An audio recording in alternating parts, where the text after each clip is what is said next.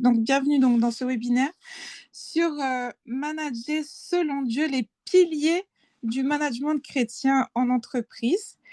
Alors, je me présente, donc je suis Rosemary Bouboutopo, je suis coach carrière chrétienne et depuis 5 ans, donc, j'accompagne les personnes, enfin les professionnels chrétiens d'ailleurs, pas les personnes, les professionnels chrétiens spécifiquement, dans leurs problématiques par rapport à l'emploi, que ce soit pour trouver un emploi qui soit aligné avec les dons et les talents que le Seigneur leur a donnés, ou avoir des promotions quand les emplois dans lesquels ils sont un peu trop étriqués et ne correspondent plus en fait au potentiel que Dieu a déposé en eux. Et donc, j'ai eu l'idée en fait de faire comment dire, ce webinaire euh, sur cette thématique spécifique. Donc, on était avec Noélie et une des intervenantes de ce soir, et une autre intervenante annoncée, mais qui malheureusement a eu un empêchement de dernière minute, Dorothy, qui nous parlait en fait de leur parcours professionnel et puis de leur posture maintenant de manager. Et j'étais saisie parce que, bon, elles se sont pas connues. Je les avais 2 jours différents. Elles se sont pas concertées avant sur ce qu'elles devaient dire, mais elles ont dit strictement la même chose en fait. Ce sont les mêmes principes, les mêmes clés, les mêmes, comment dire, les mêmes recettes, enfin pas recettes, j'aime pas le mot recette, mais en tout cas les mêmes principes qu'elles mettaient en œuvre dans leur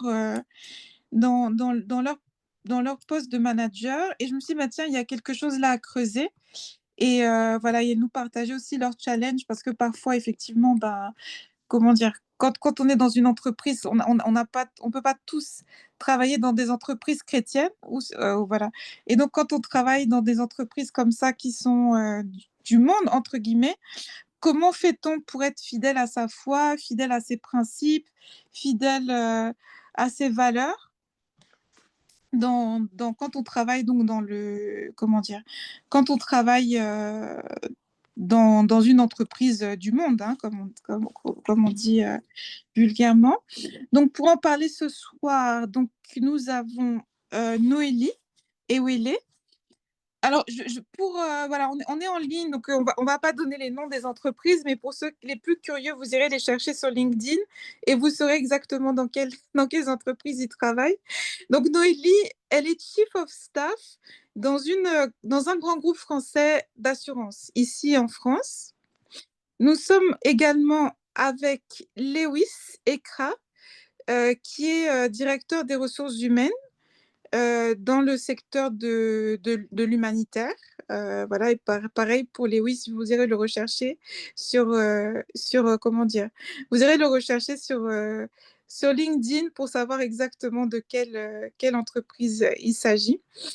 Et puis, donc, on va l'attendre, je ne sais pas s'il va nous rejoindre en cours de route, donc on sera aussi avec Jean-Moïse, mais je ne le vois pas là parmi les participants, Jean-Moïse Ndo, qui est, euh, qui est Head of Execution. Lui, il travaille dans le secteur de l'énergie.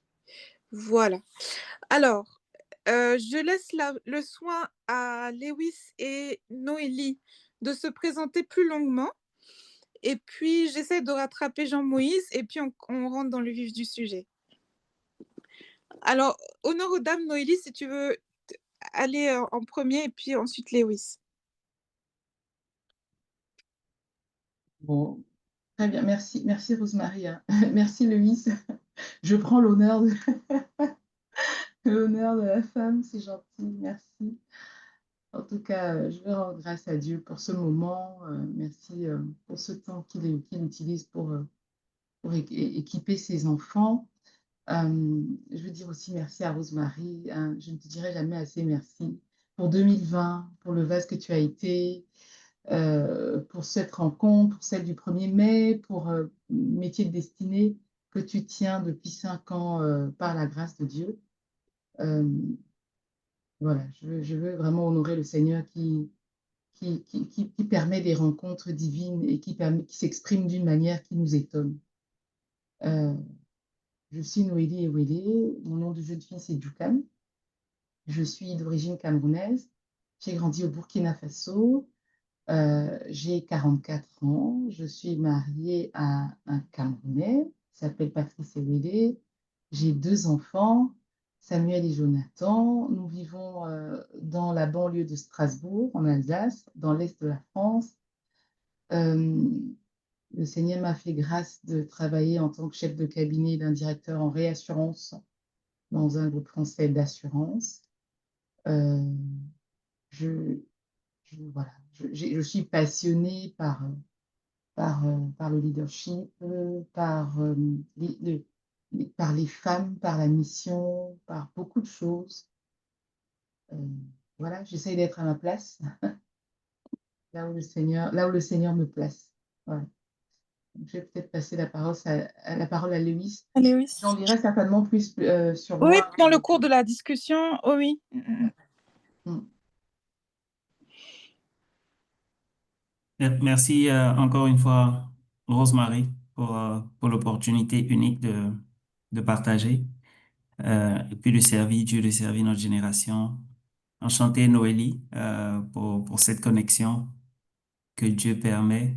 Et bonsoir à toutes et à tous. Je suis Lévi Sekra, donc je suis un chrétien. Je suis passionné par tout ce qui est œuvre caritative, appui aux populations vulnérables.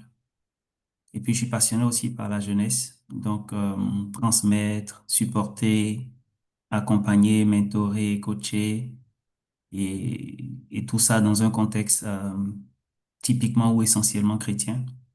Donc, fondé sur la parole de Dieu. Je suis un professionnel des ressources humaines avec une quinzaine d'années d'expérience. J'ai évolué une dizaine d'années dans le secteur privé, essentiellement en Afrique francophone, en Afrique de l'Ouest et centrale, incluant les pays anglophones également. Et puis depuis 5 ans, je travaille dans le non-profit, donc l'humanitaire ou le développement international. J'ai évolué dans plusieurs pays. Actuellement, je suis basé à Dakar au Sénégal en tant que directeur des ressources humaines, Afrique de l'Ouest et centrale, dans une organisation. Voilà. Donc, très, très heureux d'être là. Je sais que je vais beaucoup apprendre.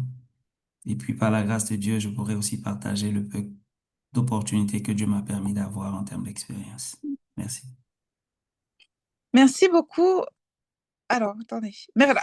Merci beaucoup à tous les deux donc, pour cette présentation. Et encore une fois, merci d'avoir accepté l'invitation.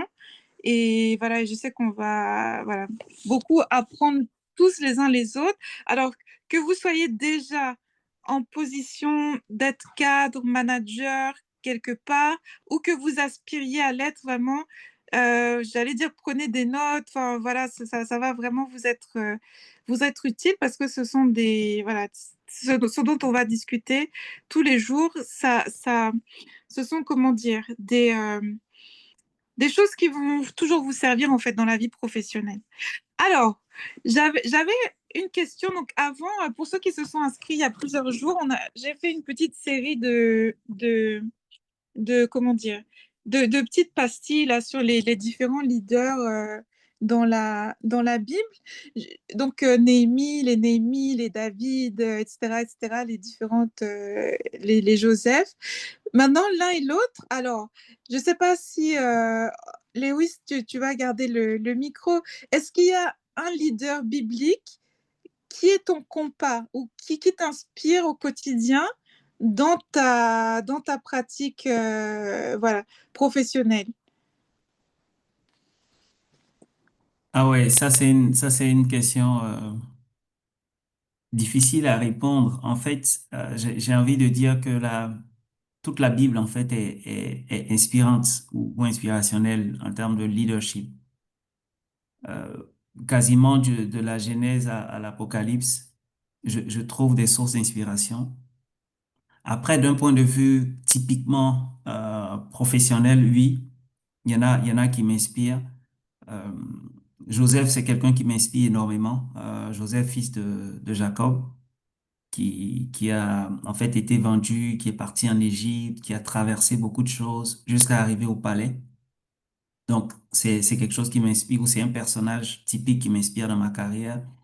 Et puis, on a Daniel et ses trois amis qui m'inspirent énormément. Alors, les raisons d'inspiration sont très différentes. Peut-être que j'aurai l'opportunité d'en parler Mhm, un peu plus tard. Mais Joseph, c'est quelqu'un aussi qui m'inspire beaucoup. Et puis, bien sûr, David lui-même dans le système de la royauté. Donc, déjà le parcours, le voyage, servir Saül avant d'arriver lui-même à la dimension de royauté avec toutes les persécutions qu'il a connues. Son fils Salomon m'inspire surtout dans la dimension de la sagesse, mais aussi dans l'exercice de la royauté.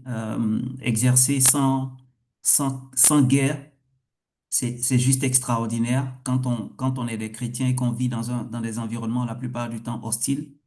Être un roi qui est capable de trouver du temps pour juger des histoires de prostituées, c'est juste extraordinaire parce que aujourd'hui, le président de la République, peu importe le pays dans lequel il va pas prendre le temps de s'occuper des histoires de prostituées. Mais Salomon avait le temps d'écouter deux prostituées dont l'une avait tué son enfant. Et puis bien sûr, j'ai envie de dire la star des stars pour moi, c'est Jésus. Prendre 12 personnes qui sortent de nulle part et puis en faire des leaders. Une histoire qui se raconte dans un petit pays du monde et qui se retrouve jusqu'aux extrémités de la terre. En fait, l'impact de leadership est extraordinaire. Donc voilà plus ou moins des personnes qui m'inspirent. C'est quasiment toute la Bible, j'ai envie de dire. mhm.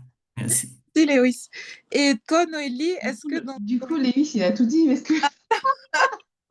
Alors, il a commencé par celui qui m'est tout de suite venu en tête. Ensuite, Ouais. paf, il est par le deuxième. Voilà, je pense qu'on est dans la même longueur d'onde et c'est merveilleux, hein, effectivement. Vraiment, moi, le premier, et d'ailleurs, c'est celui que je voulais partager ce soir, c'est Joseph, hein, qui est vraiment une forme de leadership qui est très inspirante dans la vie actuelle dans laquelle nous vivons en tant que chrétiens, en tant qu'enfants de Dieu. Mais effectivement, Jésus et même Dieu, même, parce que Dieu est tellement discret dans nos vies par le Saint-Esprit, que pourtant, il a toute la place. Pourtant, ce n'est plus nous qui vivons, c'est Christ qui vit en nous. Et il est tellement discret, il est tellement... c'est un gentleman, c'est un gentleman dans toute sa splendeur. Et ça, vraiment, franchement, tu te dis, mais en fait, j'ai pas compris le leadership quand je regarde Dieu, j'ai pas compris le leadership parce que le monde me donne toute une autre image. Et ce qui est marrant sur cette image, c'est que cette image-là, je la vois. L'image de Dieu, son leadership ne se voit pas, il se vit. On est des collaborateurs à l'aise. On a lâché prise. On ne vit plus, c'est Christ qui vit en nous. Il gère, il dirige, il contrôle. Il ne se trompe jamais.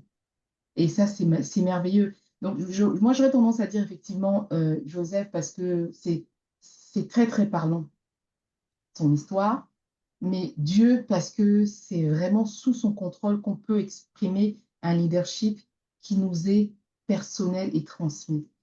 Mais je voulais aussi, ma posture de femme, parce que je suis vraiment beaucoup aussi sur l'empowerment des femmes, parler aussi d'Esther, parce que l'histoire d'Esther nous montre à quel point on peut sortir de nulle part et poser un acte qui fera la différence en tant que leader. On peut avoir un leadership qui ne s'exprime à un moment clé, dans une saison clé, et qui fasse toute la différence. Dans tout le reste de la Bible, on ne parle plus d'Esther. Elle a joué un rôle clé, elle a vécu dans la royauté après, mais son leadership s'est exprimé de façon éclaboussante à un instant T. Et pour nous, en tant que femmes qui avons clairement, le Seigneur nous a donné quelque chose dans le leadership de nos maisons, euh, de se dire que en fait, c'est pas parce que nous sommes sous mission que nous n'avons pas de leadership et que notre leadership ne va pas peut-être s'exprimer ou briller, que ce soit à l'extérieur dans notre foyer d'une manière ou d'une autre. Parce que le roi avait besoin d'Esther. Il n'avait pas besoin de Vasti, il avait besoin d'Esther. Même si Vasti a joué son rôle, il avait besoin d'Esther dans sa posture de soumission. Et voilà, moi j'ai tendance à dire, femmes comme hommes dans la Bible se sont mis sous le leadership de Dieu et ont reçu ce qu'il leur a transmis pour eux, pour leur vie, leur manteau. Et, et éclaboussant, hein, éclaboussant, vraiment. Donc, je ne sais pas si je réponds à ta question, mais oui, Mm, mm. être focalisé sur une personne, non, D'accord. mais Mais focalisé c'est sur Christ. plusieurs figures. OK. Donc, c'est et l'un et l'autre. Alors, euh, avant qu'on aille vraiment dans le thème qui nous a rassemblés ce soir sur la tension qu'on peut ressentir quand on est à des postes de leadership, entre, comme tu l'as évoqué, Noélie, le leadership selon le monde et puis le leadership que nous, on est amené à incarner en tant que chrétiens. Au passage, donc, parce que Lewis a parlé de palais, et les figures qu'il a choisies sont souvent des gens qui étaient dans les palais des rois, et il a écrit un excellent livre que je recommande vraiment à tout chrétien de lire, qui s'appelle Protocoles des, non, des palais pour les Persées. Si je ne me trompe pas, j'espère que je n'ai pas inverser le titre. Il est disponible voilà, sur Amazon, il est disponible en ligne. C'est un excellent, excellent ouvrage avec des proclamations bibliques voilà, pour vraiment aller chercher sa place dans le monde professionnel. Alors, c'est un message qui est un peu en train de se diffuser, mais qui n'est pas encore partout dans la francophonie. En tant que chrétien, nous sommes supposés ou censés aller à la conquête des 8 montagnes d'influence dans le monde. Donc, il y a la famille, il y a la religion, il y a les médias, il y a la politique, il y a le monde économique, etc. etc. Et prendre nos places là-bas et aller influencer avec la culture du monde. Maintenant, pour que tout soit clair, comment, euh, comment on peut gérer un certain degré d'ambition? Voilà, protocole des palais pour les percées professionnelles. Merci, Lewis. C'est le titre exact. Et alors, comment on gère un certain degré d'ambition? Parce que j'imagine que pour avoir les postes que vous avez aujourd'hui, Lewis est directeur, toi tu sièges au conseil d'administration d'un grand groupe international. Comment on navigue entre une dose nécessaire d'ambition et l'humilité prêchée par euh, par l'évangile, en fait? Est-ce que voilà, est-ce que c'est compatible ou contradictoire de vouloir des postes de leadership dans l'entreprise où on est employé, ou bien quand on est chrétien, on doit chercher seulement à avoir les petits postes, les petites places? Voilà, qu'est-ce que vous avez à dire là-dessus? Noélie, tu commences, et puis après, Lewis. Surtout Noélie aussi, en tant que femme, voilà, est-ce qu'on peut être et ambitieux et chrétien? Je vais répondre peut-être une façon qui va pas, peut-être pas, à laquelle on ne s'attend pas, mais je pense qu'il ne faut pas chercher. Vraiment, je suis vraiment convaincue qu'on ne doit pas chercher un poste, on doit chercher à être à sa place en tant qu'enfant de Dieu. On doit chercher à être Dieu, dans sa grâce, met du leadership chez certaines personnes. Je me rappelle d'un directeur qui me disait, il y a 2 types de personnes, il y a des mineurs et puis il y a des leaders. Et si tu mets un mineur au rôle de leadership, il ne se sent pas à sa place. Il n'est pas à l'aise. Et parce que ce que Dieu lui a transmis, c'est un rôle de chercheur, de mineur, c'est un tempéré, c'est quelqu'un à qui on peut donner une confiance. Il sera toujours là. Le leader est souvent en mouvement. Et moi, j'ai tendance à dire qu'il ne faut pas chercher, il faut être à la place où Dieu veut que tu sois. Parce que quand Dieu veut que tu sois un leader, que tu sois sur des positions stratégiques, dans le lieu secret, il te le dit. Il te prépare. Tes épreuves sont plus lourdes. Tes chemins sont plus tortueux. Les choses qui sont faciles aux autres sont difficiles parce que ta préparation est plus longue. Donc, j'ai tendance à dire que quand on cherche véritablement Dieu dans sa vie professionnelle, eh bien, on arrive à quelque chose qui appartient à Dieu, qui peut être effectivement des positions stratégiques, puisque Dieu veut que nous allions faire de toutes les nations des peuples, et enfin, de toutes les nations des disciples. Et si il veut que nous allions faire de toutes les nations des disciples, dans les gouvernements, dans les directions, dans les COMEX, il y a des hommes qui doivent être influencés par la parole de Dieu, qui doivent connaître le Rédempteur. Je me rappelle toujours de ce dirigeant. Je vais donner cet exemple encore récemment dans un groupe de prière qui est à plus de 300 000 euros de salaire, qui a tout ce qu'il veut. Et quand je lui ai parlé de Christ, qui a pleuré, Mhm. il a pleuré. En fait, j'ai vu que ses positions, ses postes, cet argent n'a pas rempli son cœur, n'a pas rempli son cœur. Je parle de quelqu'un qui avait, je crois qu'il doit avoir 57 ans, par là. Ça n'a pas rempli son cœur. Et là, ce que je lui partageais était tellement profond, qu'il a pleuré. Il y a eu une émotion. Et je peux vous dire, chez les dirigeants, générer une émotion, c'est complexe. Mhm. C'est complexe. Donc, voilà, l'ambition vient de Dieu et c'est lui qui le fait prospérer. Donc, Mais- pour moi, on n'est pas dans la marche chrétienne si on veut de l'ambition. Mhm. Mhm. On est dans la marche chrétienne si on incarne une ambition qui nous a été transmise par Dieu. Louis, je te laisse compléter, hein. Je ne sais pas si tu es en phase, mais voilà, c'est ce que je perçois.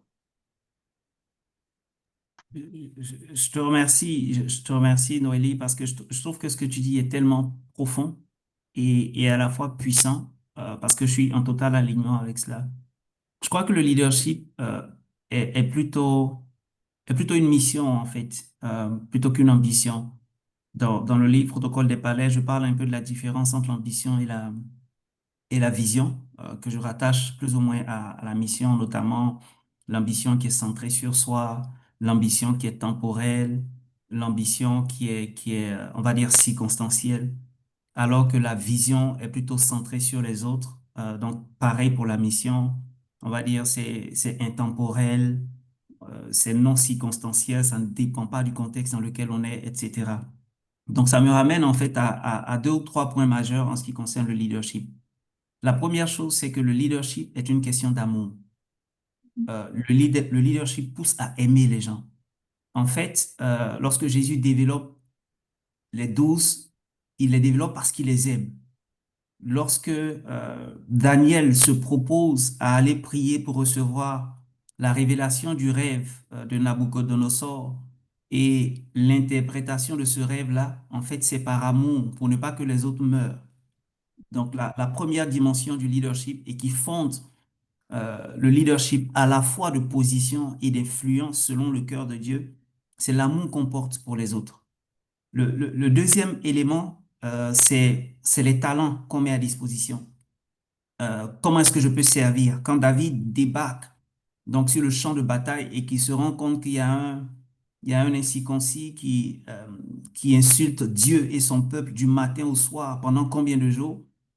Bah, en fait, il est fier de sa foi et il se dit, je vais mettre mon talent à disposition pour mettre fin à cette humiliation de mon Dieu et de mon peuple. Donc, c'est le talent qui est mis à disposition lorsque Joseph est en prison et qu'il voit deux personnes qui rêvent, qui sont tristes le matin. Il se propose d'interpréter leur rêve parce qu'il veut que la tristesse quitte leur visage. Donc, il utilise son talent et il met ce talent à la disposition. Il ne s'imagine même pas en ce moment précis que plus tard, ça va lui servir pour entrer au palais. Mhm. Donc, il y a la première dimension qui est la dimension de l'amour, il y a la deuxième dimension qui est la dimension du talent et du service, et puis bien sûr vient la troisième dimension qui est la dimension de l'exercice du leadership ou du pouvoir ou de l'influence qui va bien sûr nécessiter les dons de l'esprit et puis les vertus et tout ça. Peut-être que je vais finir par là, mais lorsque Daniel et ses amis font le test, le premier, dans Daniel chapitre 1, Daniel chapitre 2, ils disent qu'ils refusent de manger la nourriture du roi. Alors, c'est vrai que la nourriture du roi, c'est les mets de la table, mais c'est aussi une symbolique de la culture du royaume. C'est une symbolique de ce dont les gens se nourrissent dans les palais, des intrigues, des calomnies, voilà, des pièges qui se posent ou des flèches mystiques et tout ce qui va avec. Et donc, c'est cette troisième dimension où le leadership dans sa dimension chrétienne doit pouvoir s'exercer finalement avec les vertus de Dieu, avec les valeurs chrétiennes et les valeurs du royaume. Mais je suis totalement d'accord avec Noélie sur le fait que c'est pas une chose derrière laquelle on court. En réalité, c'est en servant finalement qu'on aboutit à ces positions de leadership et d'influence. Mhm. Alors, merci à tous les deux pour ces réponses.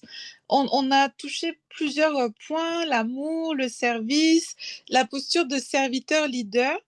Et ce sont des principes du royaume, avec l'intégrité, voilà, l'excellence et tout ça. Mais tu l'as évoqué, Lewis, dans les palais, on va utiliser cette métaphore des palais pour parler des entreprises comme Noélie, entreprise du CAC 40. Ce n'est pas les valeurs, ce n'est pas les principes de ces palais-là. Tu l'as dit, c'est plutôt voilà, la politique corporate avec ses compromissions, voilà, ses intrigues, ses coups bas, etc. Maintenant, comment justement incarner ces valeurs et ces principes du royaume qui ont l'air faibles dans des structures qui sont séculières et où le leadership s'exerce quand même avec une certaine violence. Comment faire pour incarner tout ce que tu as dit, mais sans se faire bouffer, entre guillemets? Noélie, j'y vais en premier ou je te laisse partir.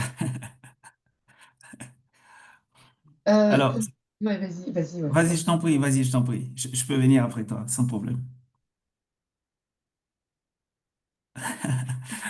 Non, euh, c'est très subtil, peut-être même un peu mystique, mais ça me ramène à la parabole à l'image que Jésus a donnée en disant qu'il faut être des serpents, en fait, au milieu des gens. Le serpent, normalement, dans un contexte chrétien, ce n'est pas une personne à qui on veut ressembler parce que dans la Genèse, c'est la symbolique du diable. Mhm, Mais lorsque Jésus parle à ses disciples, il dit, je vous envoie comme, ou soyez comme des serpents, en fait. Parce qu'en fait, le serpent est présent sans être présent. Le serpent a cette capacité-là de s'adapter. Le serpent même, en fait, peut prendre la couleur ou dans la couleur des feuilles tout en gardant son venin. Le serpent a la capacité de se renouveler. Il peut se défaire de sa peau alors qu'il grandit et c'est ce qui lui permet en fait de traverser les âges et tout. Et donc c'est cette capacité-là que le leader chrétien doit avoir. Ou encore une fois, Jésus qui se présente comme le lion et l'agneau. mhm, Je vais peut-être donner des exemples pratiques tout à l'heure, mais c'est incroyable comment est-ce qu'on peut être un agneau et un lion à la fois. mhm, Parce que l'agneau, c'est celui qu'on bouffe, en fait. mhm, Celui qu'on tond, c'est celui qu'on conduit à l'abattoir. Et puis le lion, c'est celui qui rugit, c'est celui qui règne, c'est celui qui influence. Donc avoir en fait les deux attitudes en même temps et les faire cohabiter dans un tel contexte. Je vais donner un exemple. Une fois, on a eu à prendre des décisions difficiles, de se séparer d'employés. J'étais encore dans le secteur privé. Et puis, en fait, c'était le top management vraiment avait décidé d'y aller fort, de séparer, bon, sans préavis ou alors de faire partir la personne et tout. Et c'est là que en fait, ta valeur chrétienne doit agir. Même si la décision doit être implémentée, quelle est la portion de sel et de lumière que je peux apporter dans la mise en œuvre de ces décisions-là? mhm, Donc, je discute avec le manager ou le dirigeant, je lui explique quelles sont les possibilités. On a la possibilité de le faire sans frais. Vraiment, c'est possible selon la loi. Et en fait, selon la loi, tu peux trouver tout ce que tu veux pour faire partie de la personne et encadrer ça. Mais quand je finis de dire ça, on a aussi une autre manière de le faire. On peut bien le faire. Et voilà ce qu'on peut faire. Accompagner la personne, discuter avec elle, lui proposer d'ailleurs un autre poste parce que c'est là qu'on veut pas l'avoir, mais on peut lui proposer un autre poste. Et finalement, si elle veut partir, voici potentiellement les mesures d'accompagnement qu'on peut donner. Parmi lesquelles, je précise, euh, une assurance santé, par exemple, pour le reste de l'année. La personne devait partir au premier trimestre, je crois. Et je réussis à convaincre le dirigeant qui dit finalement, OK. Donc, quand on discute avec la personne, elle refuse de prendre un autre poste. Elle se dit, OK, si on ne veut pas de moi à ce poste, alors je pars. Mais cela dit, je réussis à obtenir toutes les mesures d'accompagnement, y compris l'assurance. Mhm. Et quand la personne part et quitte l'organisation, je pense 2 ou 3 mois plus tard, son époux va être victime d'AVC. Et puisqu'elle n'avait pas d'emploi en ce moment, si elle n'avait pas d'assurance, l'époux Pense- dépassait. C'était une couverture à 100%. Mhm. Donc, l'époux va être traité totalement et tout. Mais quand la personne quittait, elle était vraiment, on va dire, elle avait le cœur lourd. Mais quand elle a vécu cette expérience et qu'elle pouvait utiliser l'assurance, elle n'a cessé d'appeler le dirigeant pour lui dire merci, merci pour tout et tout. Elle lui est reconnaissant et tout. Ben, à la fin de la journée, moi, j'ai pas eu besoin de recevoir des merci. J'ai juste eu des actions de grâce. Mhm. C'est-à-dire que si j'avais pas utilisé les vertus du royaume, les valeurs du royaume, notamment la compassion, l'humanité, la capacité, la Bible dit Jésus regardait les gens et puis il était compatissant, il essayait de voir qu'est-ce qu'il pouvait faire. Et si Dieu m'a permis d'être à cet endroit précis, à ce poste précis, la question est de savoir quel est le rôle que je peux jouer pour que même la décision la plus difficile qui sera prise puisse être empreinte, en fait, pas seulement du visage de lion, mais aussi de la nature ou du caractère de l'agneau pour que la Mhm. personne puisse mieux s'en sortir. Donc voilà plus ou moins, à titre d'exemple, il y en a plusieurs autres, mais comment on peut combiner les deux? Mhm. Et naviguer au travers du palais, ne pas manger la nourriture, comme disaient Daniel et ses amis, du palais, tout en étant dans le palais, en ayant son propre régime pour influencer positivement. Mhm. Merci beaucoup, Lewis. Et merci pour cet exemple concret parce que ça permet voilà, de se projeter et puis de voir ce qu'on peut faire à son niveau. Noélie, quelle serait ta vision des choses en fait? Ouais, Comment... déjà, ouais, je partage vraiment, hein, je partage vraiment ce que Loïs dit, c'est très, enfin, tu as bien commencé, c'est vraiment subtil. Et je pense que c'est l'art et la manière d'exercer nos activités qui changent en tant qu'enfants de Dieu. Nos missions, nos activités, nos responsabilités, c'est l'art et la manière, c'est la saveur de Christ, c'est Galates 5, 22 qui vient dire, lui, il est particulier, lui, il est différent, lui, il est intègre. C'est l'art, tout est dans l'art et la manière. Et alors, l'art et la manière, mais la posture aussi, parce que si on décide d'être chrétien, ce n'est plus moi qui vis, c'est Christ qui vit en moi. Si je suis en entreprise pour performer moi-même, si j'ai encore la posture, même ne serait-ce que 2% de moi qui veux être vu, moi qui veux réussir, moi qui veux exploser les records, je ne suis plus avec Christ. Le Saint-Esprit, il est très discret, il s'efface, il te laisse toute la place. Donc, et là, ce n'est plus Christ. En fait, on ne peut pas être tiède dans la maison de Dieu. Donc, si vraiment je suis morte et c'est Christ qui vit en moi, j'ai la saveur de Christ.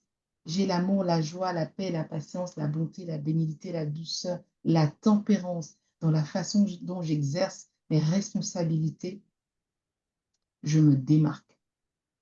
Je ne cherche pas à gagner à tout prix dans une réunion de manière vraiment basique.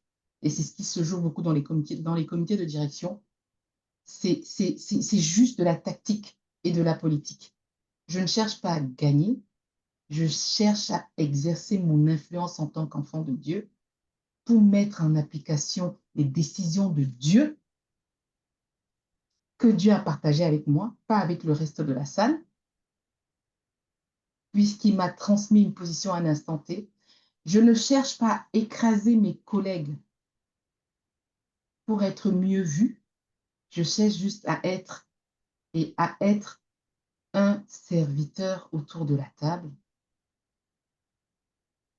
Hein, finalement, je cherche à être enfant de Dieu comme je le suis à l'église, comme je le suis dans mon foyer, comme le suis au milieu de mes amis. Je cherche à être enfant de Dieu. Et vraiment, je pense que dans le milieu professionnel, la posture qu'on prend quand on ouvre la porte du bureau va faire la différence si on est vu comme chrétien ou on est vu comme un simple collaborateur qui veut s'en sortir dans ce monde de l'eau. Et souvent, on se dit chrétien, mais notre vie professionnelle c'est compartimenté parce que c'est un milieu on n'a pas réussi à appréhender et à apprivoiser. Et donc, on arrive et on est floué parce que l'ennemi, lui, il agresse. On est floué et du coup, on endort le Saint-Esprit en se disant, non mais c'est comme ça, c'est la jungle, il faut s'en sortir, c'est la jungle. Très très vite dans une réunion, dès qu'une personne hausse le ton sur nous, eh bien on hausse le ton aussi. Très Mhm. très vite dès qu'on reçoit un email désobligeant où on nous insulte, eh bien on répond. On est dans des réflexes. On est beaucoup dans des réflexes, mais parce que c'est comme ça. Puis à midi, on va fermer son bureau, on va prier. Aide-moi, Seigneur. Aide-moi. Donc, c'est vraiment une posture qui, d'abord, qui suis-je à chaque instant dans ma vie professionnelle? Je me rappelle c'est plus moi là qui dois réagir. Quand c'est compliqué, c'est que Dieu est au courant. Il est capable de gérer aussi. Donc, je ne sais pas si je réponds à ta question, Rosemary, mais je pense que c'est d'abord une posture. Ensuite, c'est vraiment mettre dans l'art et la manière, mettre en application Galates 5:22. Mhm. Et quand l'un et l'autre vous parlez de posture, ça veut dire quoi? Ça veut dire qu'on va au bureau avec une grosse croix autour du cou, on affiche des versets au mur dans son bureau, on prêche à ses collègues, à son chef. C'est quoi cette posture voilà, c'est quoi cette posture du chrétien en entreprise? Alors, bon, ouais, je vais. Oui, Alors, oui. pour moi, hein, après, Lévis, tu compléteras.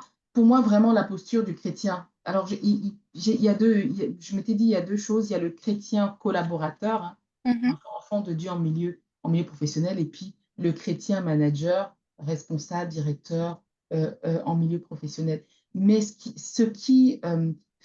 qui rassemble vraiment ces deux postures-là de manière claire et qui fait la différence, c'est le servant leadership, c'est le leader serviteur. C'est vraiment le fait que je suis là pour servir les autres.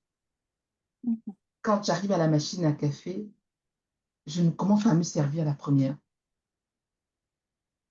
Quand on dit pas, il y a des petits pains, je ne commence pas à me servir, je sers d'abord les autres.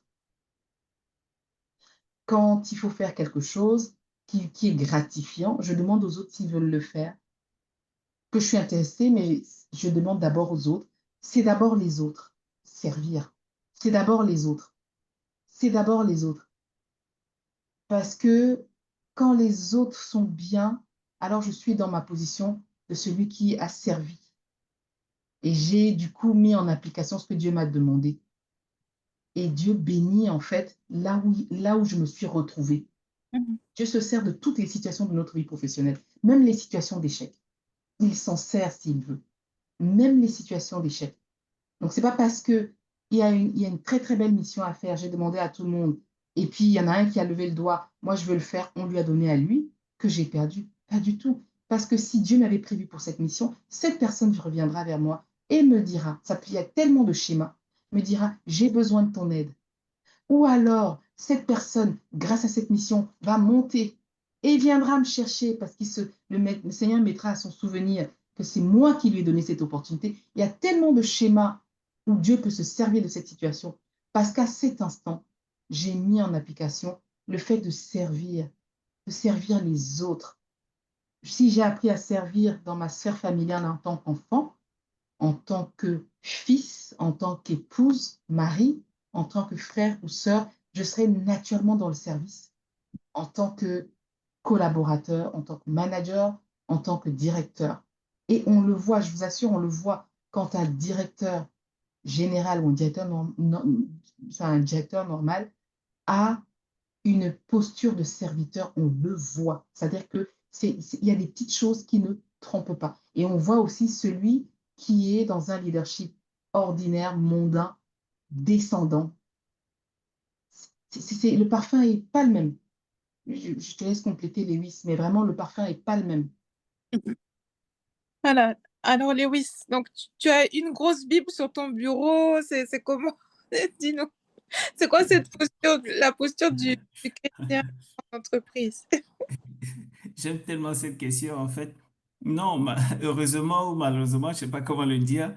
À vrai dire, il y a très peu de personnes qui peuvent savoir que je suis chrétien, si ce n'est au travers des valeurs que j'essaie de distiller, en fait. Parfois, il y en a qui sont très surpris. Quand ils vont sur les réseaux, ils font des recherches, ou ils vont sur Google, ils font des recherches, et puis ils viennent et disent, mais à toi, je t'ai vu prêcher quelque part.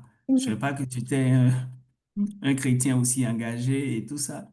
Mais en fait, c'est juste pour dire, c'est pas une carte d'identité qu'on présente au premier venu. mhm, À vrai dire, il y a peut-être trois déclinaisons possibles dans la posture de chrétien qu'on a. Et la première déclinaison que je vois, c'est la culture, c'est les valeurs, c'est les vertus qu'on déploie. Donc, Noélie parlait tout à l'heure du service, donc la notion d'humilité, la tempérance et tout. Pour moi, en fait, c'est la culture ou ce que je vais appeler le langage ou le parfum que doit dégager un enfant de Dieu. Quand je dis ça, je dis pas que les enfants de Dieu sont parfaits, parce que je suis certain que Noélie va être d'accord avec moi. Il y a eu des jours où elle n'était pas du tout contente, elle était énervée, où elle a dû être hors d'elle-même. Mais les gens vont se rendre compte que dans la plupart des cas, en fait, il y a un parfum qu'elle distille. Il y a une douceur qu'elle distille. Je me souviens qu'une fois, il y a vraiment quelques années, où je faisais des formations et il y a un employé qui venait aux formations. C'était une entreprise de fabrication, donc une usine, il y avait beaucoup d'employés et tout. Et puis, il y a un employé un jour qui est venu me voir après la formation et qui a dit, en fait, tu sais, je fais le planning et tout, je viens toujours. Quand je sais que c'est toi qui dois faire les formations, je viens toujours. Je dis, mais pourquoi? Et l'employé me dit, parce que quand je suis à la formation, je ne sais pas pourquoi, quand tu parles, c'est comme si mon âme était apaisée. C'est mhm, comme s'il y avait une paix qui m'envahissait. Donc, moi, quand tu dois faire une formation, quand j'apprends que tu dois venir pour faire une formation, je viens. Mais je ne faisais pas des formations spirituelles, je faisais des mhm, formations vraiment typiquement professionnelles, soit sur la gestion de la performance ou bien un nouveau système qui a été mis en place et tout. Absolument rien à voir avec les dons ou les fruits de l'esprit. Mais lorsqu'on est, et ce qui me permet de bouger sur le deuxième volet, lorsqu'on est investi en tant que chrétien, qu'on a une communion, qu'en plus des vertus, on a une intimité personnelle avec l'Esprit Saint, alors on véhicule de la vie, en fait. Jésus dit que les paroles que je vous ai dites, elles sont esprit et vie. Donc tu dis à quelqu'un, s'il te plaît, mais ton s'il te plaît est différent parce qu'il est imbibé de vie, il est imbibé de paix. Tu dis à quelqu'un, écoute, je pense que tu peux améliorer ça. Qu'est-ce que tu penses de changer ça, de rajouter telle couleur ou bien de faire sortir tel graphe? Peut-être que ça peut donner une autre dimension. Quand tu lui parles, c'est comme s'il y a une vie qui est relâchée et la personne est comme drivée, motivée, poussée à faire la chose davantage ou différemment parce qu'au moment où tu étais en train de parler, il y avait comme une vie qui se rattachait à ce que tu faisais. mhm, Donc ça, c'est la deuxième dimension. Et puis la troisième dimension, c'est ce que je vais appeler le bonus que Dieu nous donne. C'est les dons de l'esprit. Par exemple, le don de discernement ou le don de sagesse ou toutes ces choses-là. Moi, je pense que c'est de la triche, mais c'est de la triche positive que le Seigneur nous donne. Bah, parce qu'il y a un problème qui est là, les gars, ils n'arrivent pas à trouver la solution. Et puis, bingo, toi, le Saint-Esprit te dit, écoute, gars, voilà la solution, voilà le truc et tout. Et puis, quand tu dis, tout le monde dit, mais qu'est-ce qu'on faisait depuis? Donc, ça te permet, en fait, d'avoir une touche ou une marque particulière qui fait la différence. mhm, Le discernement, ce n'est pas toujours aussi pour la gloire, c'est aussi pour l'humilité. En général, quand je reçois les emails, mes collègues ou les membres de mon équipe me connaissent pour ça. Quand je reçois un email et que je suis pas content, je réponds pas là-dessus tout de suite. Les gens me reconnaissent comme quelqu'un de super réactif. Tu m'écris, peut-être dans les 1 heure, tu as ta réponse, tu as ta solution.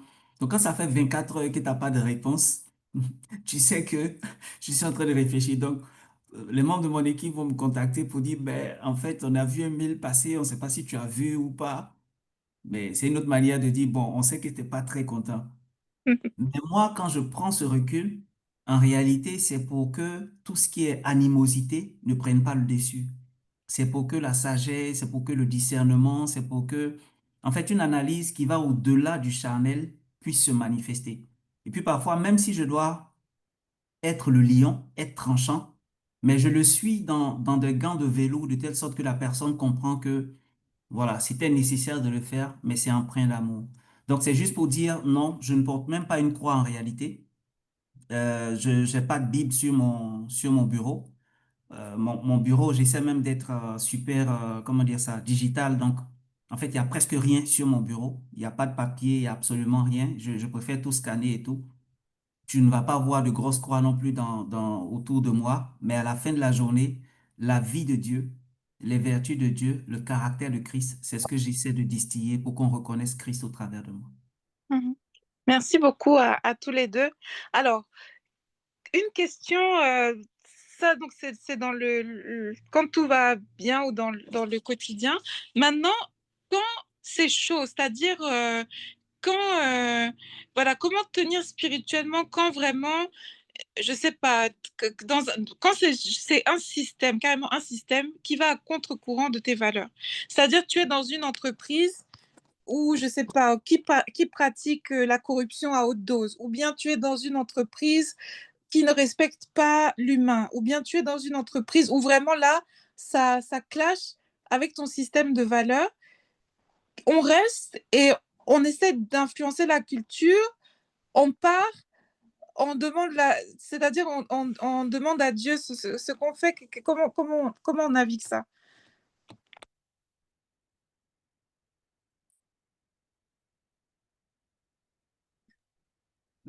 Noélie, je te laisse commencer peut-être. Joker, hein. Non, mais ce que je peux dire par rapport à ça, Rosemary, c'est que le, on n'est pas dans un endroit par hasard. En tout cas, en tant qu'enfant de Dieu, on n'arrive pas dans un lieu professionnel par hasard. On a demandé à Dieu, il a ouvert des portes, il nous a mis quelque part. Quand on se rend compte d'une situation où les valeurs de cet environnement ne sont pas les valeurs de Dieu, on repart vers celui qui nous a positionnés dans cet endroit et on lui pose clairement la question et on s'assure d'avoir une réponse très très claire parce que souvent les réponses sont très très liées avec est-ce qu'on est bien payé, est-ce qu'on a beaucoup de responsabilités, est-ce qu'on est bien vu, est-ce que tout le monde trouve que c'est chouette que j'ai cette position. On s'assure d'avoir vraiment la réponse du Saint-Esprit, la réma qu'il faut pour ce poste-là. Et en fonction de la réponse que Dieu nous donne, deux possibilités, Dieu peut nous dire, ma fille, mon fils, je veux que tu restes là, que tu payes le prix de la transformation. C'était un prix cher à payer, mais j'étais équipée pour. Mhm. Et si Dieu te dit, je veux que tu payes le prix de la transformation et que tu l'as entendu clairement, alors il te faut juste marcher en tenant la main du Saint-Esprit jusqu'à ce que cette saison se termine. Si Dieu te dit, ma fille, je te veux ailleurs, ce n'est pas ta place. Il ouvrira, en même temps qu'il te le dit, il ouvrira les portes pour une autre position parce que tu vas lui dire, Seigneur, have your ways, manifeste-toi, fais ce qu'il faut et puis moi, j'entrerai dans ton plan. Donc, des deux possibilités, c'est Dieu qui va décider en fait de la suite puisque c'est lui qui a été l'auteur. Mhm. Et ça revient toujours à dire que si Christ est le centre de ta vie professionnelle, le centre, le début, l'alpha et l'oméga, quand tu rencontres des difficultés, c'est vers Christ que tu dois te retourner. La Bible nous dit que la sagesse est dans le plus grand nombre de conseils, c'est vrai. Mais parler à Dieu d'abord et laisser Dieu te répondre de plusieurs manières, c'est-à-dire soit par une réponse directe à toi, par ton pasteur, par un frère en Christ à qui tu as demandé le sujet de prière, par un collègue, parce que souvent, en tant qu'enfant de Dieu, quand nous incarnons notre christianisme dans notre vie professionnelle, Dieu nous montre dans la société souvent des personnes qui, comme nous, servent le Seigneur et souvent nous formons une chaîne de prière pour prier pour l'entreprise dans laquelle le Seigneur nous a placés. Donc, nous ne sommes pas seuls sur cette terre où le Seigneur nous a placés et il peut se révéler d'une manière ou d'une autre, mais d'abord en parler avec lui. Et c'est lui qui oriente. C'est lui qui oriente. Notre chair doit mourir parce que ce que nous exprimons comme difficile, en fait, c'est la chair qui l'exprime. Mhm. Si on demande à l'esprit, il va exprimer tout autre chose. L'Esprit de Dieu va exprimer tout autre chose. Il voit autre chose. Il voit autre chose que ce que notre chair voit, perçoit, sent et ressent. Donc, je te laisse compléter, hein, Lewis. C'était ma perception Non, je suis totalement aligné avec toi. En fait, dans mon livre Protocole des palais pour percer professionnel, il y a un chapitre ou un sous-chapitre qui est dédié à la notion de saison. Comprendre à quel moment il faut rester ou à quel moment il faut partir. Et parfois, les défis, je vais les appeler comme ça, ce qu'on appelle en général les épreuves, ce sont des tests. Les Anglais disent test for a testimony. Donc, Mhm. c'est des épreuves pour passer en classe supérieure. Il y a quelque chose que j'ai l'habitude de dire, c'est que on ne change pas le livre de CM1 parce que quelqu'un a fait 3 fois le CM1. C'est-à-dire que parfois dans nos pays, surtout dans nos pays africains, les manuels scolaires peuvent se changer chaque année ou peut-être chaque 7 ans ou chaque 10 ans, mais on ne change pas le manuel scolaire parce qu'un élève a été dans la même classe. Il va faire la classe peut-être la troisième, la quatrième, voire la cinquième fois, et le manuel scolaire ne sera pas changé parce qu'il a fait la cinquième fois, mais au contraire, il va faire la cinquième fois, il va refaire les mêmes exercices, un A, un B, un C, et c'est seulement quand il aura réussi à tous les exercices, à avoir les moyennes, c'est là qu'il va passer en classe supérieure. Donc, il y a potentiellement des défis ou des crises qui se présentent, mais qui sont en réalité des tests de passage en classe supérieure, à un niveau supérieur de direction, de management, de leadership et tout, que parfois le chrétien peut voir comme des attaques. Mais si tu quittes en ce moment-là, tu vas te retrouver dans un autre contexte, dans un autre environnement, où tu vas te rendre compte qu'en fait, le même défi, la même crise, ou ce que tu as appelé attaque, va revenir sous une autre forme. Si tu changes 2, 3, 4 fois d'entreprise ou d'environnement et que les mêmes attaques reviennent, en fait, il faut juste discerner et comprendre que c'est un test que tu dois passer. Tu dois confronter cette réalité. Tu dois t'opposer à cela. Tu dois y faire face. Tu dois l'embrasser et tu dois maturer pour passer au prochain niveau. À côté de cela, il y a des défis qui sont plus des attaques spirituelles. Donc, à partir de ce moment, tu sais les identifier, tu sais les adresser par la prière. Et puis, il y a des défis qui viennent comme des saisons qui annoncent un changement. Mhm. Ils viennent te dire, c'est maintenant qu'il faut partir. Quand Jésus dit, par exemple, à ses disciples, vous arrivez là, quand vous dites shalom, si on ne vous reçoit pas, eh bien, voilà, quittez et partez. Donc, il y a des types de défis qui sont en réalité des signaux que Dieu envoie pour dire, c'est le moment pour toi de partir. Et donc, j'essaie d'expliquer un peu dans le livre, pour Protocole des palais, en parlant un peu des saisons. Mais juste pour revenir à la question, Noélie l'a dit, je pense que la prière est l'un des éléments clés. Il faut prier. Dans la prière, on obtient la paix. Dans la prière, on obtient la direction divine. Dans la prière, on obtient le discernement par rapport à la situation. Et dans la prière, on obtient même la sagesse ou la science pour faire face à cette réalité. La deuxième chose, c'est que personnellement, j'ai plusieurs types de conseillers. Voilà, mon épouse, par plus grâce de Dieu, c'est un conseiller que j'écoute, avec qui je discute souvent de ce qui arrive. Je vais donner un témoignage là-dessus tout à l'heure. Et puis, j'ai aussi mon directeur spirituel, mon accompagnateur spirituel ou mon père spirituel, on peut l'appeler comme on veut, avec qui je partage aussi énormément, même quand je reçois des offres d'emploi. Et puis, j'ai des mentors professionnels avec qui je parle. Donc, ça me fait en fait 4 niveaux de filtre. Il y a le volet où je prie, où j'ai le discernement personnel. Il y a le volet où je partage avec mon épouse, elle prie, elle me donne son avis. Il y a le volet où je partage avec mon directeur spirituel ou mon père spirituel. Et puis, il y a le volet où j'échange avec des mentors professionnels. Donc, ça me permet de faire un croisement. Mais à la fin de la journée, c'est une décision personnelle. Donc, il faut que j'ai le courage de prendre ce que Dieu me met à cœur comme décision par rapport à la situation. Et peut-être que je vais finir avec un témoignage. Euh, j'avais dans une organisation passée, j'avais, comment dire ça, la possibilité d'avoir un véhicule de fonction. Donc, on m'avait, quand je prenais le poste, on m'avait offert un véhicule vraiment flambant neuf et tout, qui sortait de chez le concessionnaire, donc que je prends. Et puis, un an, plus tard, je crois, un an et demi, normalement, on avait un car plan. Le car plan veut dire que au bout d'un certain nombre d'années, parfois c'est 3 ans, 4 ans ou 5 ans, vous changez de voiture. Et moi, un an ou un an et demi plus tard, il y avait un collègue qui avait été aussi embauché et qui avait un véhicule beaucoup plus grand, aussi neuf. Mais c'était à peine un an ou un an et demi plus tard.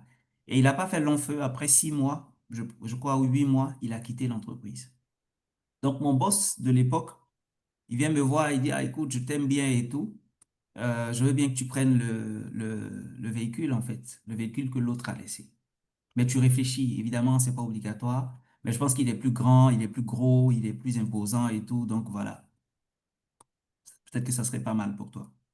Donc, je rentre et puis j'en parle à mon épouse. Elle me dit, ah, écoute, donne-moi quelques jours. Donc, elle discerne 2, 3 jours. Et puis après, on en reparle. Et elle me demande, ton véhicule que tu as maintenant, est-ce que tu l'as eu neuf ou pas? Je dis oui, je l'ai eu neuf, flambant neuf d'ailleurs. Ensuite, elle me demande, est-ce que en prenant le nouveau véhicule, ça va vraiment changer quelque chose dans ta vie, d'une manière ou d'une autre? Je lui dis non. Elle va me poser en fait une succession de 5 ou 7 questions. Et puis à la fin, là, à la fin de ce questionnaire, elle me dit, bon, je pense que tu as ta réponse. Maintenant, si tu veux mon avis, je te le donne. Je pense pas que ça soit nécessaire. Mais tu as la réponse. Effectivement, j'avais la réponse. Et finalement, j'ai décliné à prendre ce nouveau véhicule-là. Mais ça fait référence, en fait, encore une fois, aux valeurs chrétiennes et au caractère de Christ. Ça changeait rien si je prenais ce véhicule. Peut-être même que ça n'allait pas être un péché si je prenais ce nouveau véhicule. Mais ça attisait de la cupidité, de l'avidité, du m'as-tu vu ou du désir de paraître.